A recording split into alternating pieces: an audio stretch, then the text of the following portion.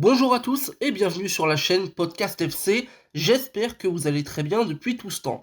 Aujourd'hui, on va parler d'une équipe qui est bien moins malade que moi, j'espère que ma voix ne partira pas trop en cacahuète durant la vidéo et que vous ne m'en tiendrez pas rigueur. On va parler de la JOCR, les Auxerrois sont actuellement 7ème de Ligue 1 après 12 journées disputées, ont inscrit 21 buts pour 19 encaissés malgré tout, l'effectif est plutôt cohérent.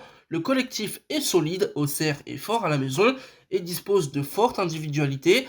L'occasion pour moi d'en faire un petit sujet et un petit peu un hommage à cette équipe et notamment à Christophe Pélissier. On va parler tranquillement de la JOCR et pour commencer, je ne peux pas ne pas parler d'Ahmed Traoré Junior.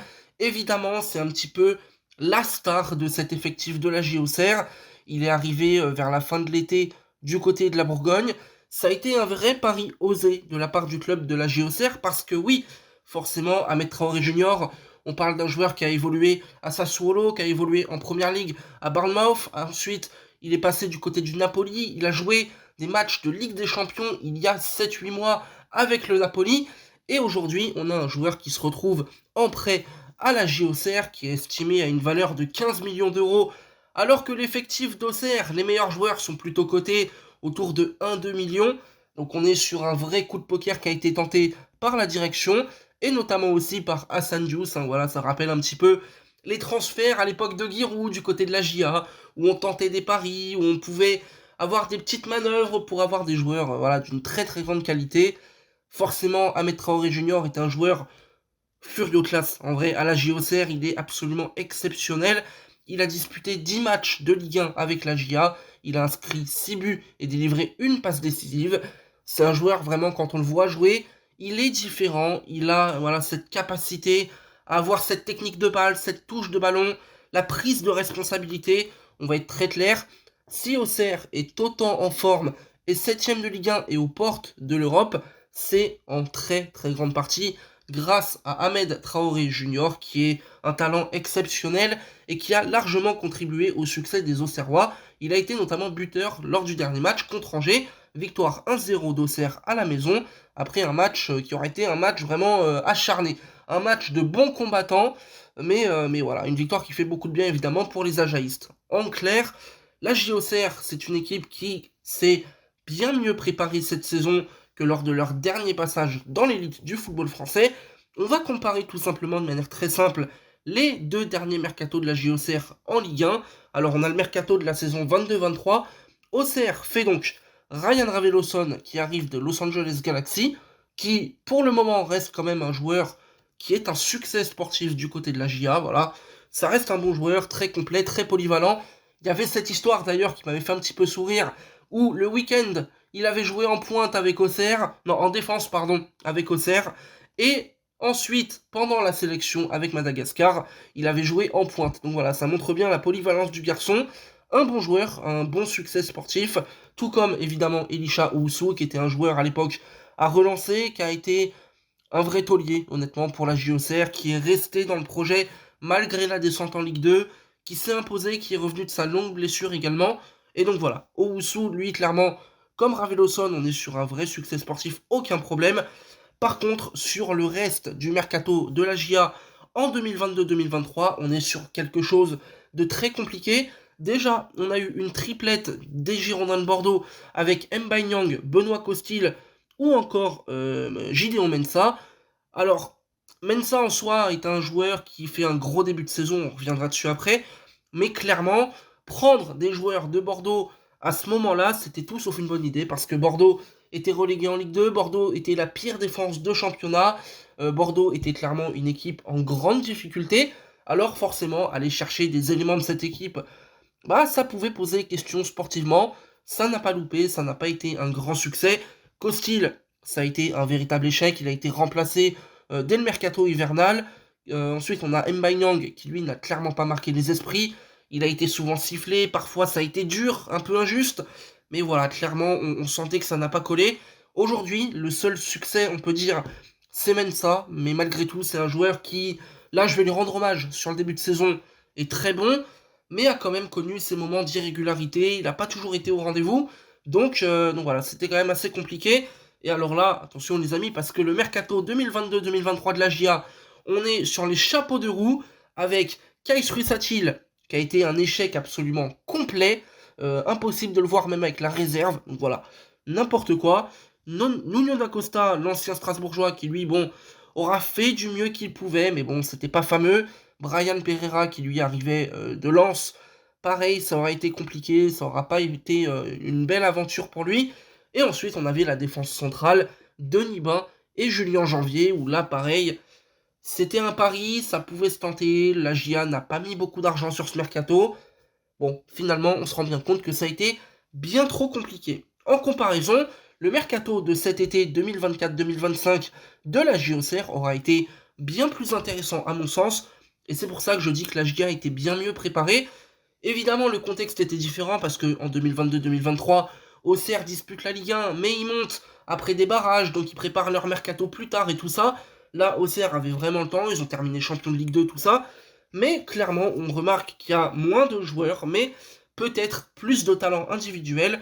On a deux paris pour commencer, avec Lasso Koulibaly qui lui malheureusement s'est fait les croisés, et Théo Blair qui pour le moment ne connaît pas le succès escompté, mais qui a des vraies qualités physiques, hein, pour le coup ça c'est assez clair. On a Sinani Diomandé qui est un joueur à relancer, qui était plus trop en bonne odeur de sainteté du côté de Lyon, mais ça reste un défenseur jeune, avec des qualités, qui a été recruté pour un très bon prix. Il me semble qu'Auxerre l'avait eu gratuitement avec un pourcentage. Bon, ça a été franchement bien négocié. On a Ocho qui lui vient de Première Ligue en fin de contrat gratuitement. On a Tom Negrel pour faire le troisième gardien. Bon, ça c'est anecdotique à la rigueur. Évidemment, j'en ai parlé un petit peu. Ahmed Traoré Junior qui est vraiment la star de cette équipe-là, qui est un joueur qui, bon, on pourrait se dire, n'a pas sa place ici. Il devrait être en théorie bien plus haut que ça, mais bon, tant mieux pour les Auxerrois. Et on a évidemment Kijana Hoever, qui lui était un ancien crack de Liverpool. Il arrive également de Première Ligue, et il se montre plutôt bon. Pas forcément le plus régulier de ce que j'ai pu en voir, mais c'est un joueur qui a du talent, ça c'est très clair.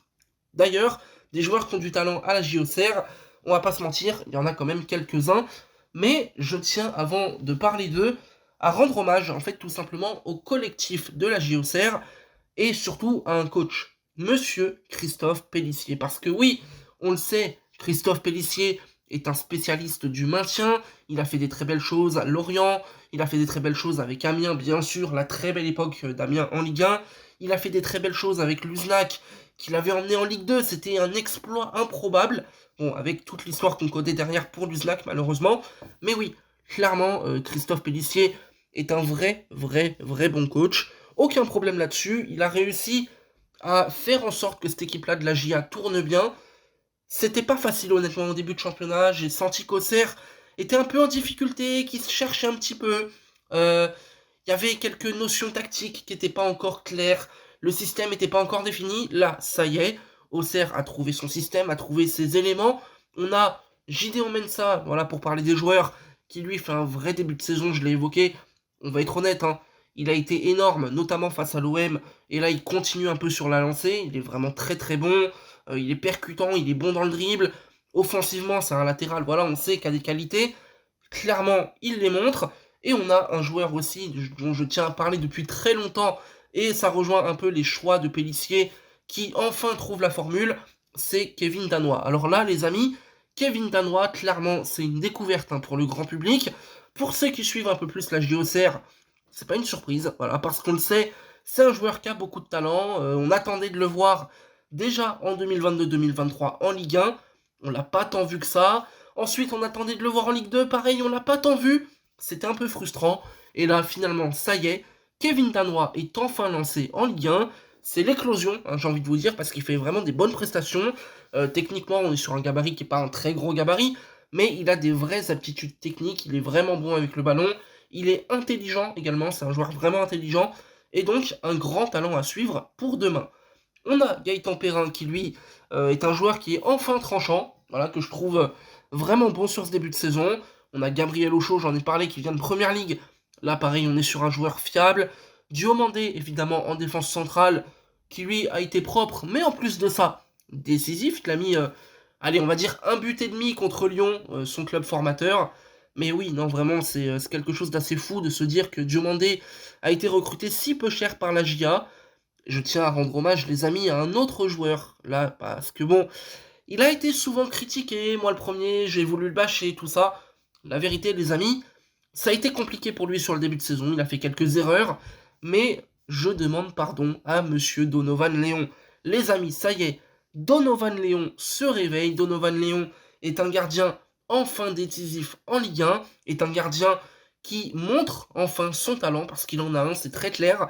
Donovan Léon est enfin un gardien au niveau d'une équipe pour le maintien en Ligue 1, donc je tiens à saluer ça. En clair et en définitive, la JOCR est une belle équipe.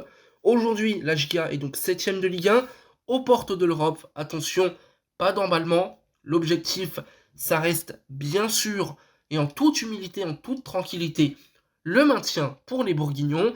En tout cas, ça fait plaisir de voir Auxerre à ce niveau-là. On le sait, hein, eux, ils ont souffert pendant très longtemps en Ligue 2. Ils ont connu la Ligue 1, ils ont très mal préparé les choses. Ils sont redescendus et là, bam, on atteint un nouveau pic de bonheur du côté de la JA, en espérant que ça dure. Voilà. Petite dédicace aux supporters de la JOCR. C'était Podcast FC. N'oubliez pas de liker et de vous abonner pour soutenir la chaîne. On se retrouvera très bientôt, je l'espère, en meilleure forme. Salut!